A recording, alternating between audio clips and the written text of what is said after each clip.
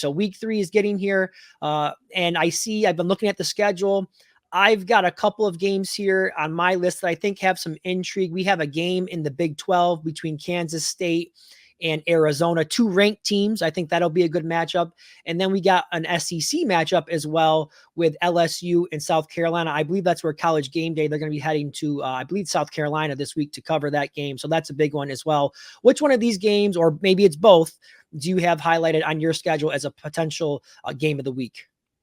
I would definitely say both of them. And the biggest thing when it comes down to Kansas State and Arizona that we look at is Kansas State's pass defense was not up to par against Tulane. Obviously, it came up whenever it needed to, whenever they intercepted Tulane in the end zone. But the thing is, that's going to have to be on display because Arizona just so happens to be a very pass happy team that is very good at it. So that's going to be the primary to watch up. The primary thing to watch over there. I tripped over my words.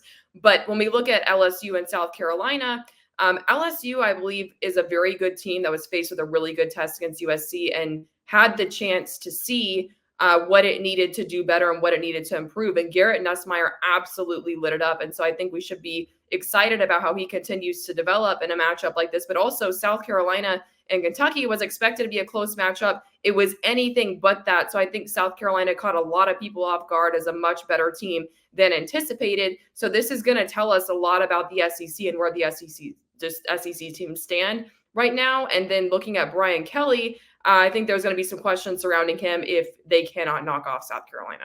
Because LSU, like we talked about Notre Dame, LSU is another school that does not play around with the standard. It's a team that's held to a national championship standard. We think about 2019 and what Joe Burrow and Ed Ogeron were able to do there, and that is what is expected there.